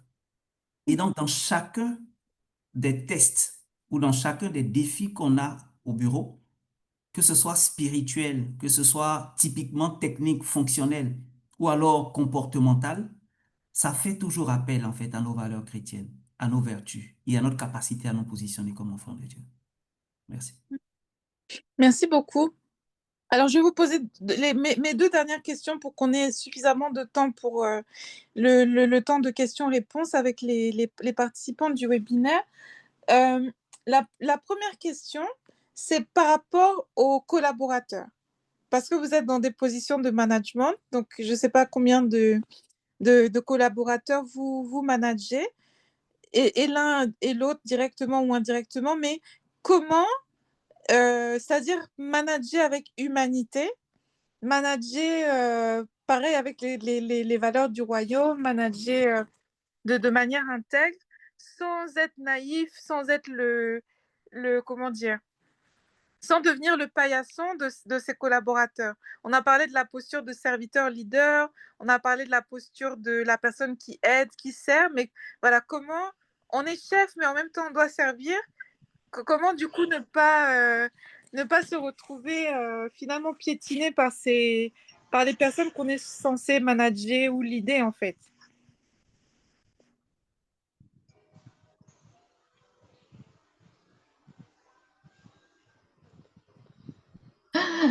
Et oui. Il lui passe son micro là. Alors, c'est une bonne question parce qu'effectivement, quand tu as une posture de serviteur, bah, l'humain dans toute sa splendeur, et puis en tout cas l'ennemi derrière va essayer de te titiller sur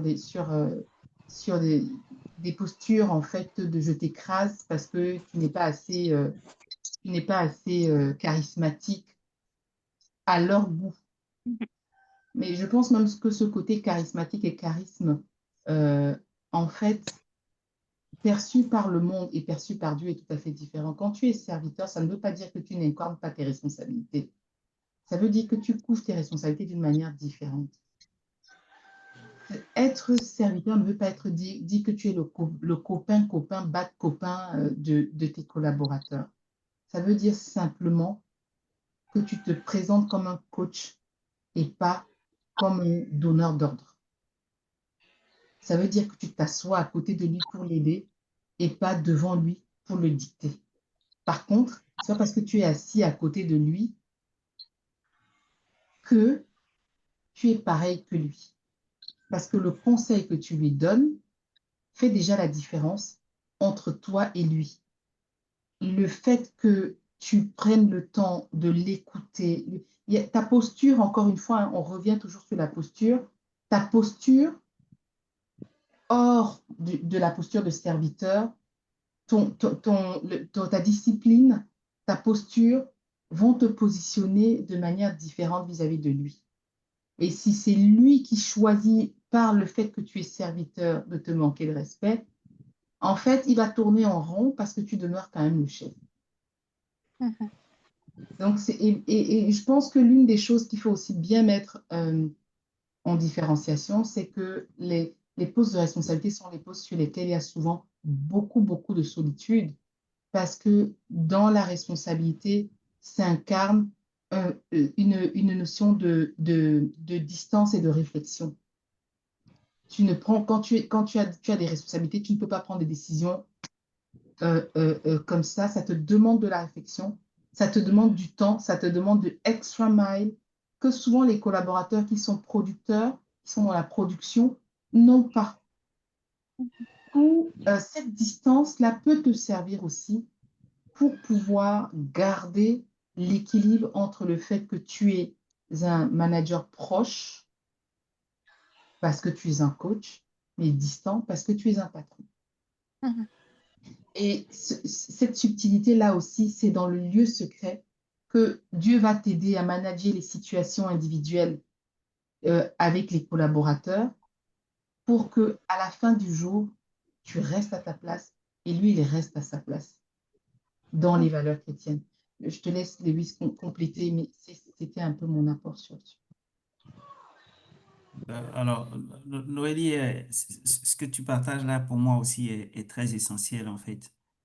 Ça me ramène à la même image du lion et de l'agneau, de savoir être un agneau, mais aussi savoir en même temps être un lion. Si on est des managers, il y a des décisions difficiles qu'on prend. Dans l'une des entreprises dans lesquelles j'ai travaillé, l'une des valeurs qui était développée là-bas, c'était le courage managérial. Donc, l'amour et la compassion que j'ai ne devraient pas m'empêcher de prendre des décisions qui sont même difficiles. Parce que ça fait partie du rôle de manager de prendre des décisions difficiles. Euh, Ce que je fais en général, c'est de mettre en avant les membres de mon équipe. Quand il y a quelqu'un qui a fait un travail, quand je vais faire un mail, même au top management, je vais écrire son nom. Je vais dire merci à telle personne qui a, qui a travaillé sur ce projet, et tout, tout, tout. Le but en faisant cela, c'est vraiment de les mettre en confiance, qu'ils comprennent que, voilà, on n'est pas en compétition. Et chaque fois qu'il y aura une opportunité, je vais les mettre en avant. Quand il y a des missions, j'essaie de les mettre en avant. Je propose. Parfois, c'est mon propre patron qui va dire non, cette mission-là, je pense pas que ce soit la bonne personne, c'est plutôt à toi de partir. Donc ça, je vais démontrer pourquoi c'est la bonne personne qui doit partir, ou finalement, je comprends et je dis, bon, moi-même, j'y vais. Donc ça, c'est des outils ou des techniques que je fais ou que j'utilise pour mettre en confiance mon équipe. Quand je finis de dire ça, la vérité, c'est que tout le monde n'est pas chrétien. Et même tous les chrétiens ne sont pas vertueux. Donc, tu peux avoir dans ton équipe quelqu'un qui est peut-être pas chrétien, donc qui fonctionne pas dans le même système, dans les mêmes principes que toi. Donc, il va essayer de te faire du mal ou d'aller à contre-courant, de mettre des bâtons dans tes roues. Ou alors, tu peux avoir même des chrétiens, donc qui vont à l'église, qui prient, qui prêchent et tout ça, mais qui sont aux antipodes, en fait, des valeurs chrétiennes, d'humilité, de service, d'effacement ou d'honorer le responsable. Donc, face à cela, tu es encore une fois obligé de travailler comme le serpent. J'utilise beaucoup de discernement, je prends beaucoup de recul dans des décisions ou dans des réponses à des mails. Je, souvent, je reçois des emails. Il y a une grâce, et c'est pour ça que je parlais du don, en fait, sous la forme de charisme, comme la triche que Dieu nous donne pour prendre de l'avantage. C'est bizarre, mais c'est une grâce et une grande grâce, et je rends toute la gloire à Dieu pour cela.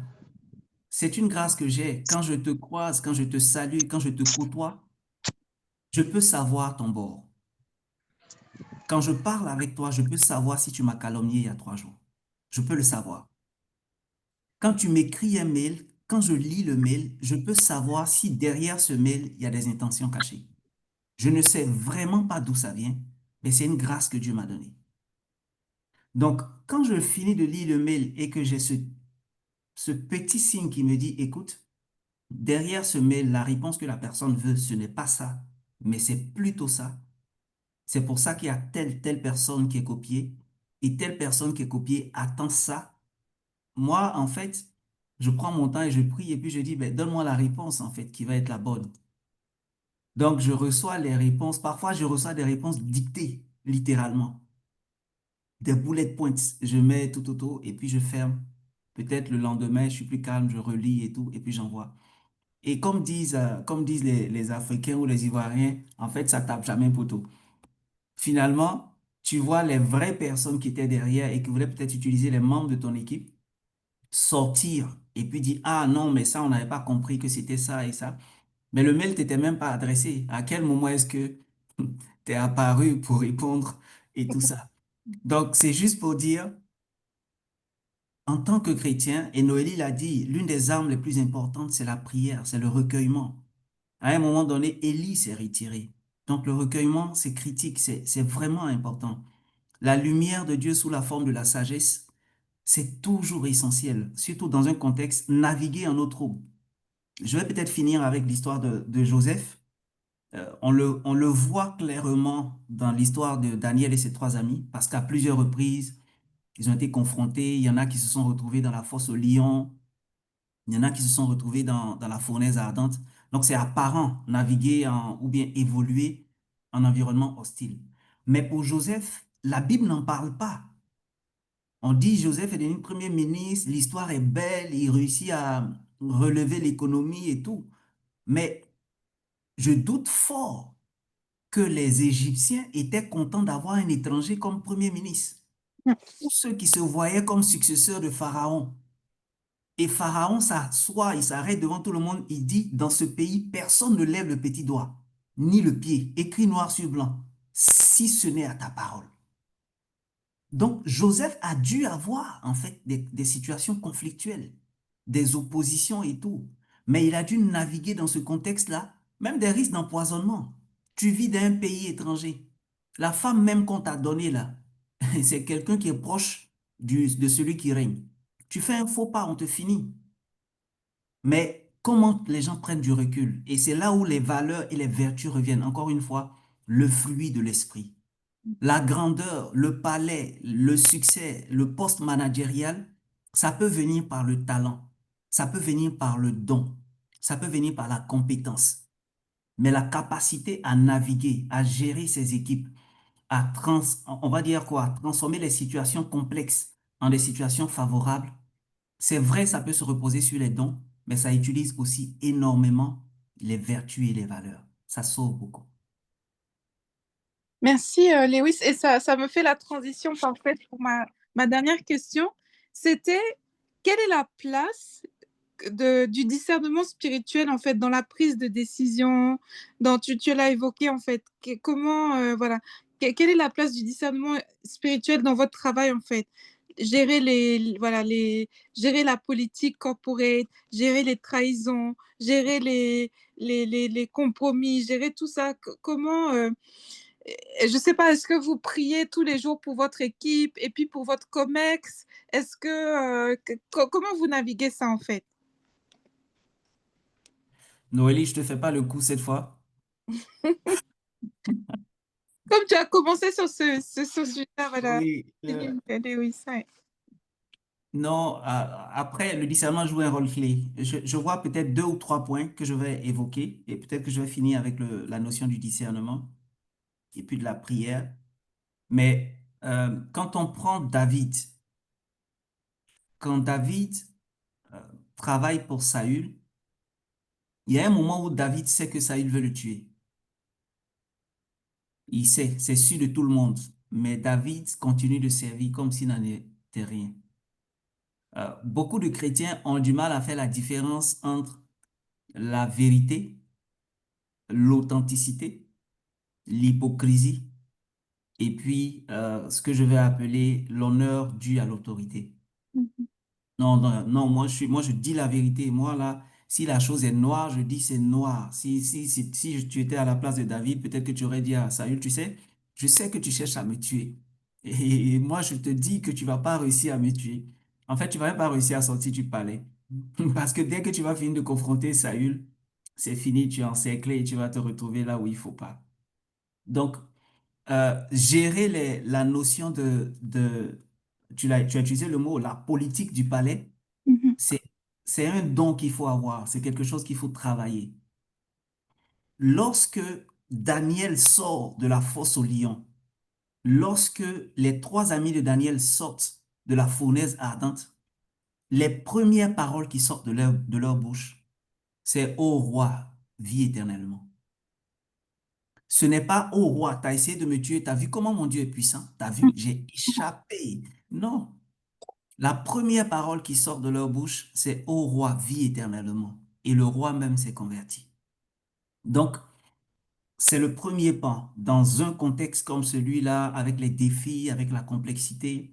C'est se rappeler à chaque fois, en fait, l'honneur dû à l'autorité.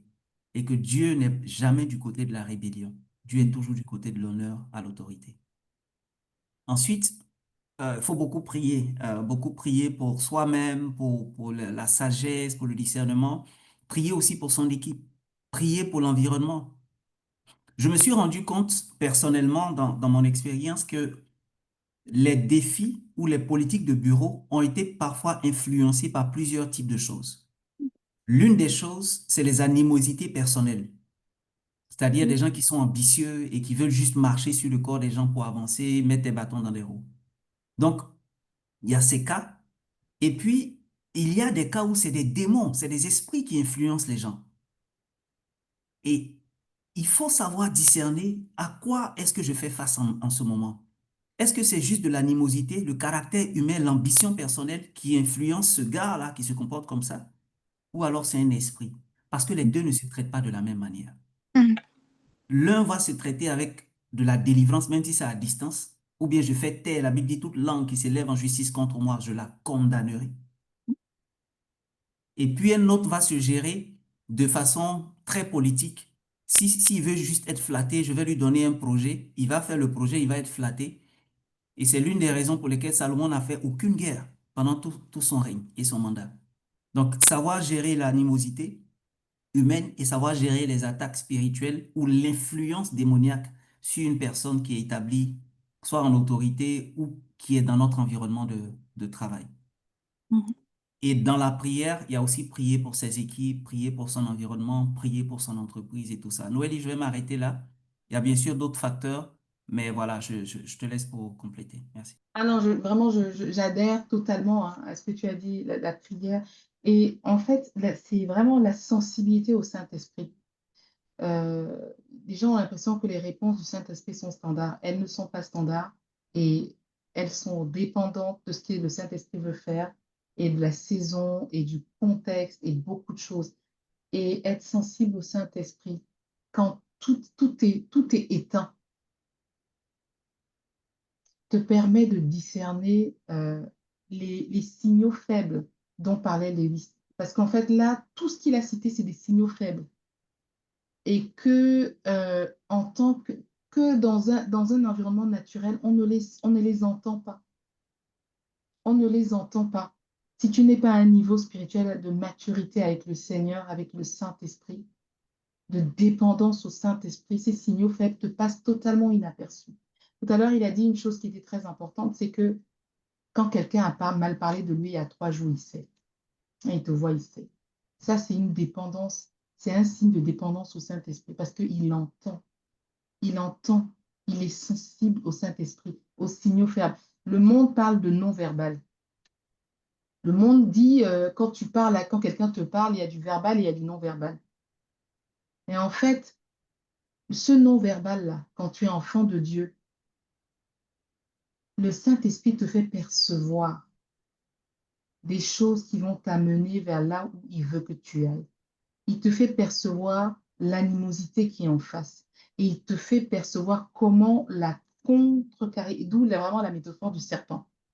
Comment la contrecarrer au lieu de l'affronter. Et le monde estime que dans les combats, on est toujours dans l'affrontement. Et regardez comment Dieu, dans la Bible, dans les histoires de la Bible, les batailles ne sont pas toujours menées dans l'affrontement. Ce n'est pas toujours un affrontement, mais ça reste une bataille.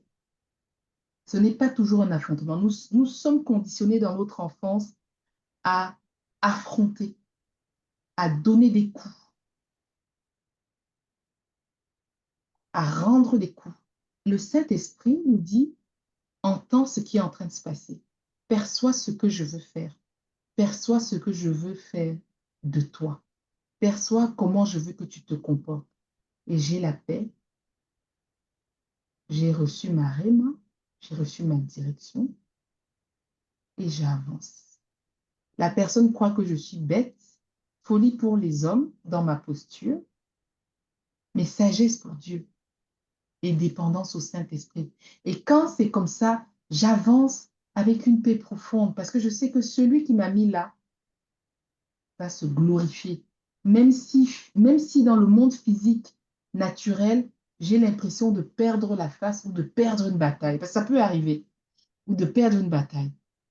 Donc, Rosemary, je pense vraiment que chaque enfant de Dieu, plus particulièrement ceux qui ont le don du leadership, qui sont appelés à exercer leur influence dans les milieux, dans le palais, doivent s'assurer d'avoir d'abord une sensibilité exercée au Saint-Esprit, exercée et dépendante, vraiment esclave du Saint-Esprit.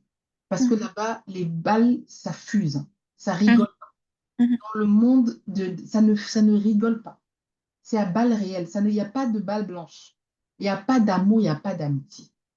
Ça s'arrête dans la salle ou dans le mail ou les mails qu'on met en copie ou les mails qu'on transfère. Toutes ces petites choses qui créent un faisceau autour de toi que tu ne vois pas, que tu ne sens pas, mais que Dieu voit. Celui qui voit dans le secret. Ton Père est celui qui voit dans le secret. Celui dont le cœur du roi est entre ses mains et il l'active comme il veut. Pourquoi tu vas aller chercher ailleurs? Assure-toi que son esprit vit en toi et te conditionne pas après pas, minute après minute. C'est pour ça qu'un chrétien qui prie seulement quand il a des problèmes ou quand c'est enfin, quand de manière rituelle, mais il va être explosé en milieu professionnel. On voit beaucoup de jeunes chrétiens zélés pour le Seigneur quand ils entrent dans le milieu professionnel. Ils ne tiennent pas 5 ans, ils ne tiennent pas 10 ans. Ils sont épuisés, ils sont finis. Mais parce que c'est eux qui sont allés combattre. Ce n'est pas le Saint-Esprit. C'est eux qui sont allés combattre. Et vraiment, moi, le livre de Lewis, là, je vais le lire parce que c'est vraiment une histoire de dépendance au Saint-Esprit. Qu'est-ce que tu dis? Saint-Esprit, qu'est-ce que tu dis? Et on ne peut pas être enfant de Dieu et être toujours dans la réaction, être toujours dans le... Il y a une dynamique aussi de maîtrise de soi qui est très forte dans ce genre de choses pour pouvoir prendre des décisions stratégiques. Maîtrise de soi. Je contiens l'émotion que je reçois à cet instant parce que je vis. Je vais vers le Saint-Esprit, je lui demande, qu'est-ce que tu me dis? Tu dis quoi? On fait comment? On avance comment? On fait rien. Donc, on n'a qu'à attendre. Eh bien, on attend. Ah, on peut avancer? Ah bon, Marc, prêt? On y va? On y va. Et je rejoins encore le conseil que Lewis a donné tout à l'heure de dire que un mail compliqué, il ne faut jamais y répondre tout de suite. Ça, c'est la base. C'est comme un mail important que tu dois envoyer, un mail stratégique que tu dois envoyer. Il ne faut jamais l'envoyer au moment où tu l'as écrit. Il faut dormir dessus. Même si c'est que tu vas l'écrire, aller manger et puis revenir. Il faut dormir dessus. Souvent, dans une deuxième, troisième lecture, le Saint-Esprit nous fait percevoir ce que nous avons transmis comme émotion dans ce mail et dont nous n'avions pas conscience. Et dans ces sphères hautes, dans le palais, tout ça, ça joue. Ce n'est pas un détail. Un mail n'est pas un détail. Un bonjour n'est pas un détail. J'avais dernièrement, je suis ambassadrice des carrières des femmes dans le groupe et on avait un petit déjeuner avec une directrice et je disais aux femmes que il ne faut pas, dans une réunion, il ne faut pas chercher à prendre la parole la première. C'est fou de dire ça parce que nous, à l'école, dans les masters, à Sciences Po, on nous a tous appris il faut te montrer, il faut exister, il faut que tu existes. Mais dans une réunion, il ne faut pas chercher à prendre la parole la première. Pourquoi? Parce que la personne qui prend la parole la première est le point focal que tout le monde va essayer de casser. Et c'est là où je reviens à la parole, le verset de Bible qui dit que la sagesse est dans le plus grand nombre de conseillers. Dans une réunion, tous ceux qui parlent avant toi sont tes conseillers. Pourquoi? Parce qu'ils te donnent les arguments, point par point, pour construire ton discours. Pour qu'à la fin de la réunion, quand tu sors ton discours, c'est ce que tu dis là dont on se souvient. Parce que les autres ont bataillé, ils ont bataillé. Toi, tu viens faire un sum-up. Tu viens summarize, tu apportes une vision différente, un regard alterné. Et là, les gens se disent, ah, Jésus est arrivé. Notre Sauveur est arrivé. Vraiment servant leadership, Rosemary, du coup. Et ça, c'est parce que pendant la réunion, le Saint-Esprit, il t'a fait entendre ce que ces gens-là disaient d'une manière différente. Tu as noté. C'est comment il te dit, il te parle, il te donne des instructions. Là, tu notes, et puis à la fin, tu prends la parole. Voilà. J'ai pu compléter le propos de Lévis. Merci beaucoup. Merci, Noélie. Alors, on va ouvrir le panel aux participants, aux inscrits. Alors, on va prendre... Ah mince, il est déjà 18h30. Je voulais qu'on fasse 1h30. Si je peux vous avoir encore 15 minutes. Et puis, voilà. Donc, on va faire un 15 minutes de questions-réponses. Je crois qu'il y a quelques questions déjà dans le chat. Mais sinon, vous pouvez ouvrir vos micros, poser votre question de manière ordonnée. Et voilà, en précisant de qui vous voulez la réponse. Est-ce que c'est Noélie? Est-ce que c'est Lewis? Est-ce que c'est les deux? Voilà. Qui se lance en premier? Allons vite parce que voilà, on est en train de déborder. Donc, le premier ou la première ouvre son micro, pose sa question, dit si c'est pour Lewis ou pour Noélie ou les deux, et on avance. Allons-y. Allô, Oui, allô, bonsoir. bonsoir. Bonsoir. Nina à l'appareil. Mm, Déjà, merci beaucoup pour tout ce qui a été partagé. C'est vraiment très inspirant, très instructif. J'ai une question juste pour rebondir directement sur ce que Noélie vient de dire, de ne pas prendre la parole en premier. Qu'en est-il des chaînes de mail? Quand il y a une chaîne de mail par rapport à un problème, moi j'ai une équipe. Des fois, il y a des chaînes de mails. Moi, j'avoue que je préfère attendre de répondre en premier, de voir ce que chacun dit et de pas trop tarder. Après, d'autres pensent que je réponds pas assez vite. Mais qu'en est-il des chaînes de mails pour prendre en main un problème? C'est pour Lewis, Noélie ou les deux? Pour les deux. Les deux, ok. Alors, Noélie, je peux commencer, il y a pas de souci. Euh, euh, Moi, en général, dans ce genre de cas, j'ai plusieurs techniques, mais peut-être juste avant de répondre à la question, je veux revenir, balancer un peu tout ce qu'on a dit pour dire que on a peut-être partagé beaucoup de choses et vraiment à la gloire de Dieu et par pure grâce, on a pu évoluer jusque là où on est par le soutien et la droite de Dieu. Mais je veux aussi balancer pour dire que tout n'a pas été parfait, hein. En tout cas, pour moi, tout n'a pas toujours été parfait. Il y a eu des moments où je me suis trompé.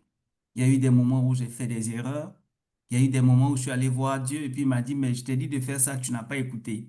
Donc, c'est le résultat qui est là. Maintenant, je suis obligé de dire pardon et puis je lui demande, maintenant, on fait comment? Comment on fait pour... Voilà. Donc, juste pour dire, voilà, c'est pas linéaire non plus, c'est pas, non, il y a eu des moments où je me suis trompé, il y a eu des moments où j'ai eu des angles morts, où j'ai pas perçu certains signaux et tout. Et puis voilà, on apprend. Et c'est tout ça qui fait que finalement, on apprend au fur et à mesure qu'on évolue avec Dieu, on évolue dans ces sphères-là. Il y a des choses quand on voit, on dit, ça ressemble à quelque chose que j'ai déjà vu. Mhm. Cet esprit, est-ce que c'est la même chose ou bien il y a une différence ou bien il y a un petit truc? Voilà, je voulais quand même faire cette nuance-là avant de répondre à la question. Mais quand il y a des emails surtout importants où les gens copient beaucoup de monde, j'ai plusieurs techniques. L'une des techniques, c'est est-ce que c'est moi l'expert? Est-ce que c'est moi qui suis en fait la personne dont on attend le plus de feedback? Donc plusieurs personnes peuvent parler, mais les gens vont accorder plus de crédit à ce que je vais dire, peut-être parce que je suis le spécialiste, peut-être parce que ma position le requiert, ou pour d'autres raisons. Donc, quand c'est comme ça, je m'assure, surtout quand il y a beaucoup de têtes importantes en copie, de revérifier la règle ou de revérifier la décision qui a été prise en comité de direction. Bref, de double-checker avant de répondre. Ça, c'est une chose. La deuxième technique, c'est que quand la réponse n'est pas toujours, on va dire, aussi straight, aussi directe, ce que je fais, c'est que je fais de la consultation. C'est-à-dire les mêmes personnes qui sont supposées répondre, je vais les appeler individuellement pour dire, écoute, je suis sûr que tu n'as pas vu le mail ou bien est-ce que tu as déjà lu le mail, tu dois être super occupé, mais voilà la problématique qui est posée. C'est quoi ta perception? Parfois, je vais être transparent pour dire, j'aimerais qu'on parle de la même voix parce que sinon, ça va donner l'impression que X, Y, Z, si c'est des personnes de confiance, ou parfois, je vais juste tâter le terrain pour voir leur perception. Donc, même si ma position, c'est une position qui va pas changer, au moins je sais ce que l'autre va dire ou l'autre va penser et je peux préparer le contre-argumentaire à l'avance. Donc, c'est important aussi de tâter le terrain sur les autres et tout. Et puis, l'autre personne que je n'oublie pas souvent, c'est finalement le boss des boss. Donc, il y a Dieu qui est le boss des boss, mais il y a le boss aussi qui est là. Quelle est sa position? Parce que parfois, ils ont pris une décision en réunion, mais comme c'était la voix de la majorité, la décision est passée. Mais en réalité, le patron ne veut pas du tout que ça se passe comme ça. Et parfois, ça influence aussi le jeu. Donc, surtout quand on est plus ou moins proche du patron, il faut l'appeler, il faut prendre son avis et ça peut aider en fait à répondre. Donc, tout ça, ça t'aide à te positionner, soit dans le contexte politique du bureau ou alors dans la réponse que tu pourrais apporter en fait à la problématique qui est posée. Voilà ce que je peux partager. Merci. Alors, je partage les mêmes clés, hein, Lévis, vraiment les mêmes clés et je réitère encore le fait de ne pas répondre sur le coup parce que du coup, ces clés-là ne nourrissent pas le fait de dire c'est pas parce que c'est les mail à la minute que toi, tu dois faire mail à la minute. Laisse les autres faire des erreurs. Toi, comporte-toi de manière sage. Demande au Saint-Esprit. On revient encore sur ça. Parce que toutes ces clés-là, de prendre l'avis d'experts, et puis les experts, il faut les identifier dans notre zone de travail. Il faut les identifier. Si vous ne l'avez pas encore fait, prenez une feuille blanche et identifiez qui est expert de quoi dans ta zone de travail. Qui est expert de quoi? Et sois toujours, quand tu es interrogé sur un type de domaine si ce n'est pas toi l'expert, sois toujours en référence à cette personne.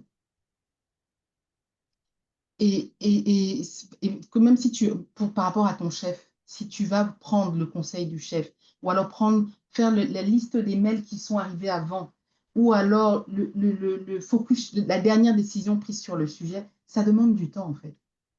Ça ne se fait pas dans la précipitation qu'impose une boucle de mail. C'est pas parce que je reçois un mail que je dois répondre tout de suite.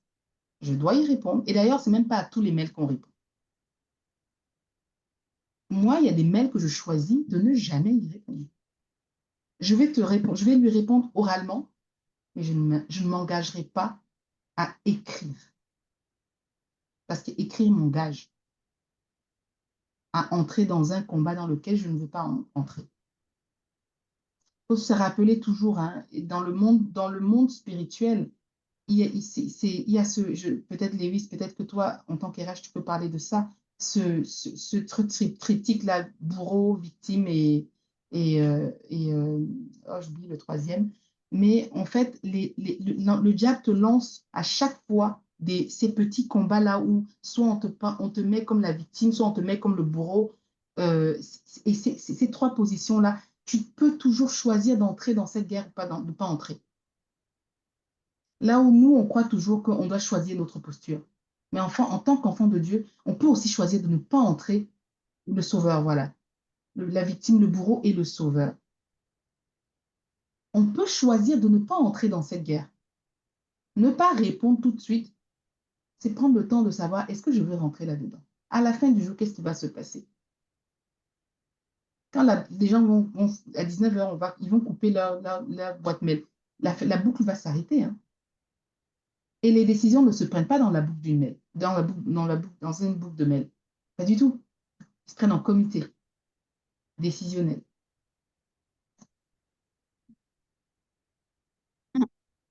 Merci Noélie. Et merci Lewis.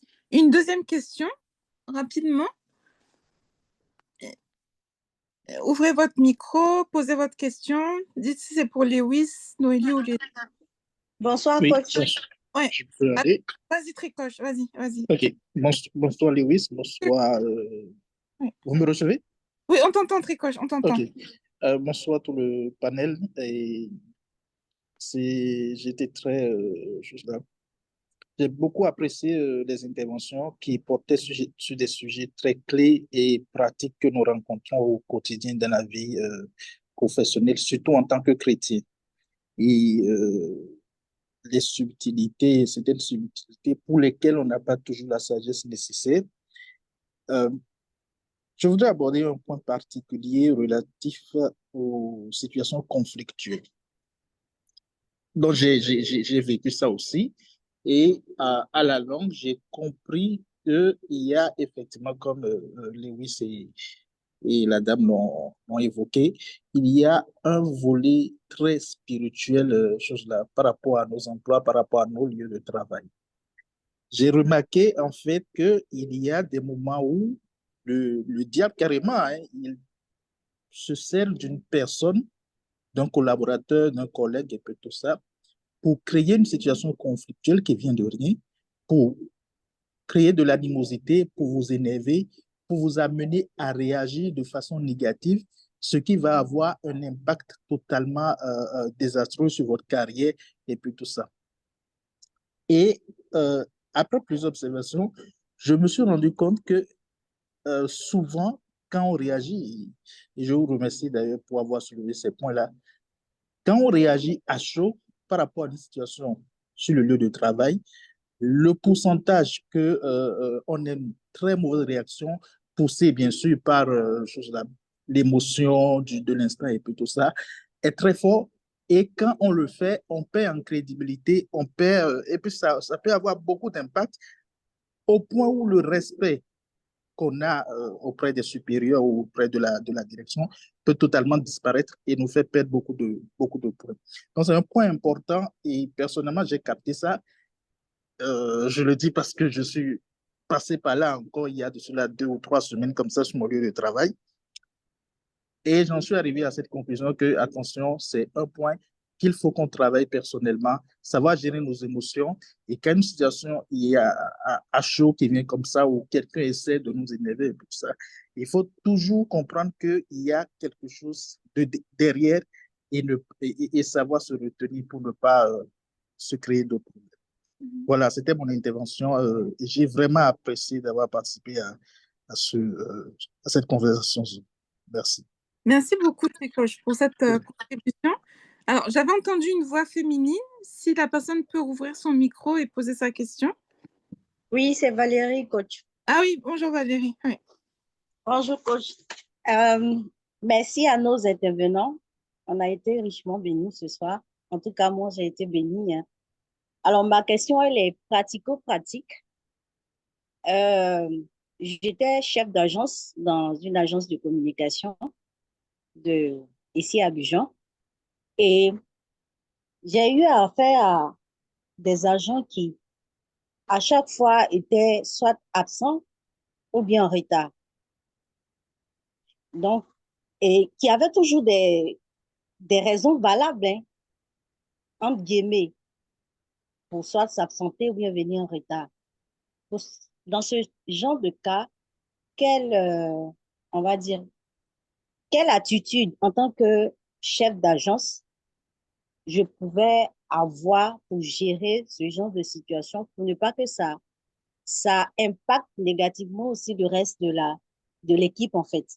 Parce que arrivé un moment, c'est comme si l'équipe, c'était comme un jeu. Chacun pouvait venir à l'heure qu'il veut et il soit des justificatifs ou bien la personne se dit qu'elle est malade et puis elle vient avec des billets pour dire que, on lui a donné soit un repos de tel ou tel nombre de jours. Donc, la question est posée aux deux coachs, à Noélie et comment dire, Et allez, Monsieur oui. Ikra. Voilà. Oui. Mm. Je vais laisser le DRH prendre peut-être la parole. Non, mais je Elle est pense que bonne celle-là, n'est-ce pas? Je vais raconter une histoire, une anecdote. C'est un boss que j'estimais être un super leader. Un super leader. J'ai vu que récemment, il travaille dans un groupe agroalimentaire. J'ai vu que récemment, il est même monté au groupe, au siège. Et je l'ai beaucoup aimé. On a fait face à une situation où on avait un employé qui occupait un poste et ensuite a eu une promotion. Et quand il a eu la promotion, il n'avait pas le coffre, en fait, pour le poste.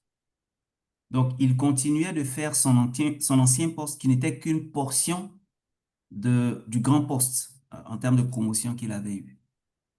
Et ça a duré, je pense, 2 ans, 3 ans. Il a été formé, on l'a envoyé à des séminaires, etc., etc. Mais ça n'a pas changé pendant 3 ans. Du coup, il y avait un seul côté de sa position qui performait et tous les autres aspects, en fait, n'étaient pas pris en compte. Et chaque fois qu'on partait en réunion de revue de talent, on le faisait 2 fois par an. C'est les mêmes sujets qui revenaient, son patron le défendait, etc. Et puis un jour, le big boss, donc le directeur général, le dirigeant, à un moment donné, il a dit, ils étaient plusieurs, il y avait des questions d'absentéisme et tout ça. Il a dit, vous savez, je suis super, super sensible à la notion de famille. Je suis très sensible à la notion de, comment dire ça? Voilà, la personne qui est là, si elle perd son emploi, sa famille va pas vivre, enfin, et ça pouvait se voir. C'était un leader. Il était là, ça faisait déjà 2, 3 ans. Donc, on savait comment il fonctionnait. Il était très sensible. C'était un leader authentique. Mais il dit, vous savez, chaque fois que vous venez me voir et que vous me dites que s'il perd son emploi, il va pas avoir à manger, ses enfants et tout. Ce à quoi vous ne pensez pas, c'est la personne qui va prendre ce poste et va bien faire ce job dont les enfants et la femme ne sont pas en train d'avoir à manger. Donc, vous pensez à cette personne qui est là, qui ne fait pas le job, mais vous ne pensez pas à la personne qui n'est pas là et qui ne peut pas bénéficier de ce salaire-là pour sa famille. Donc, je veux qu'on prenne une décision qui va être courageuse, mais qui va être importante. Je suis prêt à accompagner, donc mettre des mesures d'accompagnement pour la personne qui n'est pas en train de faire son job, mais pour l'accompagner à sortir et qu'on recrute une personne qui sera qualifiée, compétente et qui va faire l'ensemble du job et qui ne va pas s'absenter. Donc ça, c'est un exemple pratique que j'ai vécu il y a quelques années avec un dirigeant.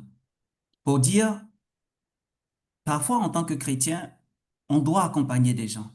Parfois même, on doit couvrir des gens. On le fait par compassion, on le fait par amour et tout, tout, tout. Mais après, si on se rend compte que ça va faire du mal à l'ensemble de l'équipe, ça va faire du mal à l'entreprise elle-même, à un moment donné, ça exige que dans la position de chrétien, il y ait aussi la vérité qui vient et puis les décisions parfois courageuses qui peuvent aller avec. Donc, il peut y avoir la mise en disponibilité, il peut y avoir l'accompagnement, du coaching, il y a beaucoup de manières de faire, en tout cas en RH. Il peut y avoir la formation ou même changer de domaine. Parfois, vous avez des gens qui aiment être dehors. Si vous êtes en banque, par exemple, il y a des gens qui ont du mal à rester en place, alors qu'il y en a qui préfèrent des chargés de clientèle, ils vont aller, voilà, s'ils sont chargés de clientèle, par exemple PME, ils aiment bien sortir. Quand c'est comme ça, peut-être qu'il n'a pas besoin de venir chaque matin à la banque avant de faire ses sorties. Il peut faire son programme. OK, j'ai 3 à 5 rendez-vous dans la journée. Vous validez. Vous avez des preuves que vraiment la personne revient et rencontre les personnes. Vous pouvez même après, de temps en temps, vérifier avec les clients qui sont passés. Mais au moins, vous vous passez de l'histoire de il ne vient pas à l'heure au bureau, il casse l'ambiance. Et comme il est chrétien comme moi, on a l'impression que je le couvre. C'est juste un exemple que je donne, hein. Peut-être que votre contexte n'est pas pareil. Mais c'est pour dire, à un moment donné, quand ça commence à être difficile dans le temps et dans l'espace, il faut peut-être songer à avoir des solutions de rechange et tout. Et parfois, ça peut emmener aussi à prendre des décisions difficiles. Merci. Ah, je partage complètement. Et sur les plans d'action, en fait, c'est là où on va voir aussi ta dimension chrétienne. C'est que tes plans d'action vont être d'abord du coaching parce que il faut comprendre le contexte du collaborateur, mais ensuite tes plans d'action parce que Dieu, il nous reprend d'abord. Et si nous persévérons dans la bêtise, alors nous faisons des choix conscients. Et nous ne sommes plus avec lui. Donc, toi, en tant que manager, ça va d'abord de coacher, comprendre, mettre en place des plans d'action, comme il disait. Et si maintenant les plans d'action ne fonctionnent pas, passer à du courage managérial en disant, je dois protéger le reste de l'équipe. Je dois protéger, et c'est mon rôle. Tu as été une brebis égarée que j'ai essayé de ramener dans le troupeau. Si tu choisis consciemment de rester hors du troupeau, je dois protéger le reste du troupeau. Mais bien sûr, toujours dans l'écoute du Saint-Esprit, parce qu'il te dira quelle est la solution, il te conduira dans toute la vérité, il te donnera vraiment l'articulation, comment le confronter, comment... Et puis, ne jamais venir dans l'affrontement, parce que l'enfant de Dieu ne vient pas dans l'affrontement, il vient dans le respect, et puis c'est dans un objectif commun, c'est pas dans l'objectif de l'identifier comme étant une brebis égarée. C'est dans un objectif commun et ça doit se percevoir dans la manière dont tu vas le manager parce que c'est dans les temps difficiles qu'on voit comment est le manager chrétien. Parce que le manager mondain, quand c'est difficile, il s'exclut. Et toi, tu restes inclusif dans les temps, les saisons compliquées jusqu'à ce que la personne fait un choix de dire je fais un pas de côté. Donc, vraiment, les plans d'action, j'adhère totalement, hein. Le DRH, il a toujours raison. Surtout si Merci c'est... pour vos réponses. Merci. Alors, je suis en train de vous remettre plusieurs liens dans le chat. Merci à tous les deux, Lewis et Noélie, pour ce moment, pour ces partages. J'étais un peu en train de lire les commentaires dans le chat. Je pense qu'on a tous été extrêmement bénis par vos interventions. Et voilà, on a maintenant des grilles de conduite, des feuilles de route pour nos vies professionnelles. Alors, je vous ai remis. Je voulais aussi, je trouve il a été c'est très intéressant ce que Lewis a dit sur le fait d'équilibrer tout ça. Je voulais juste donner un pan sur lequel on n'a pas vraiment échangé, que je trouve que c'est très important. Oui, oui, je t'en prie. Moi, j'avais trouvé qu'il y avait 3 clés pour être un bon leader chrétien ou professionnel. Il y avait la mourir à soi, donc on en a parlé, hein, le servant leadership dont on en a parlé. Par contre, il y avait une vie familiale apaisée. Ah oui, ça, on n'en a pas parlé. Ah Ce domaine-là, oui. je te laisserai, on aura l'occasion, Rosemary, après de peut-être revenir, Lewis. En tout cas, ce sera vraiment un plaisir de reprendre avec toi.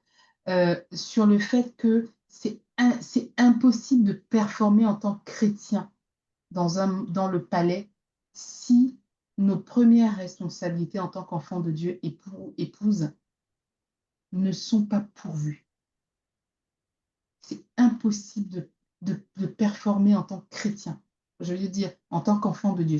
Pas performer parce que je veux réussir, mais performer parce que je veux être à ma place là où Dieu. C'est impossible d'être dans son rôle d'enfant de Dieu dehors si on ne l'est pas déjà dedans. Donc là, tout ce qu'on a dit là, si vous n'êtes pas au clair dans vos vies familiales, avec le Seigneur. C'est là-bas qu'il faut commencer, en fait. Si je voulais juste dire ça parce que ça va de soi, mais non, ça va pas de soi. Pas mieux en le disant. Oui, exactement. Parce que Lewis, ce qu'il vous a dit, c'est que dans son, sa bande de conseillers, après le Saint-Esprit, c'était son épouse. Donc, il a mis un cadre. Il a mis un cadre. Et ça, ce cadre-là, pour moi, c'est non négociable, en fait. La réussite d'une vie de mariage, d'un couple ne dépend pas seulement d'une personne, mais être à sa place dans son mariage te permet de pouvoir être à ta place dehors.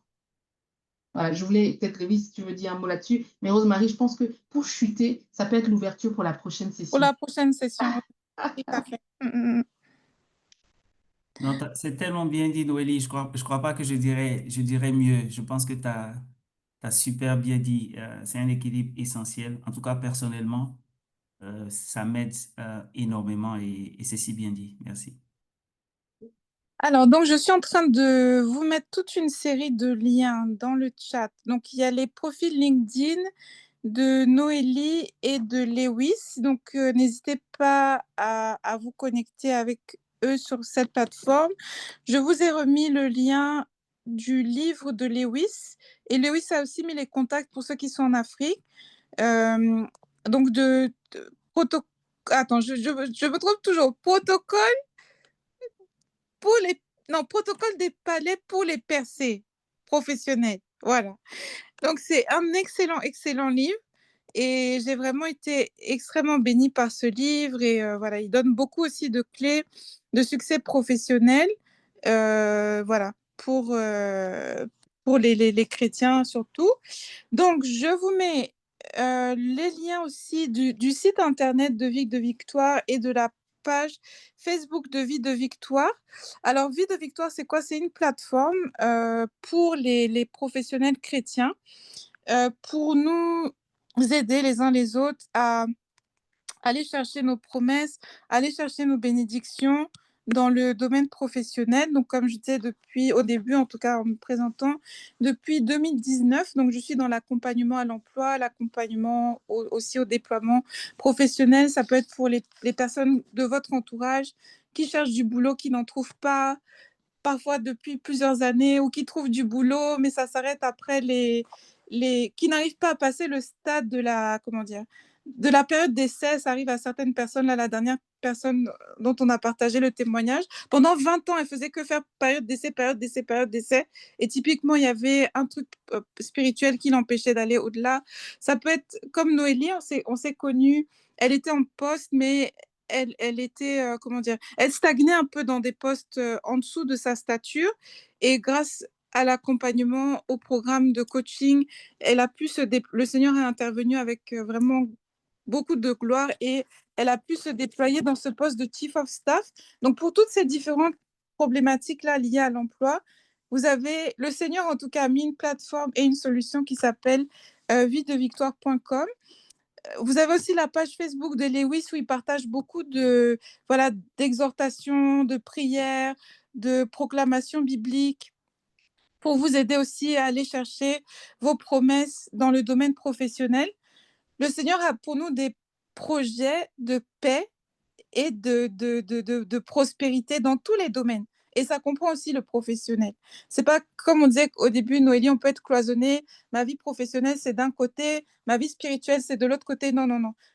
Jésus-Christ est Seigneur de toutes nos vies. Et c'est notre mariage, notre famille, notre carrière, nos finances, etc., etc. Voilà. Donc, soyez bénis tous. Et puis, on se donne rendez-vous pour la prochaine masterclass. Peut-être effectivement sur le thème de l'impact ou comment le mariage est comment dire, un ingrédient aussi important d'une carrière réussie, en tout cas dans le plan de Dieu. Merci à toi, Rosemary. Merci à tous d'avoir participé. C'était un bon moment. Merci. Et c'était super de connecter avec Noélie aussi. Merci à En tout tous. cas, Lewis, il faut qu'on connecte plus. Merci à tous. Bonne soirée. Bonne soirée. Merci. Merci. Merci. Bonne soirée.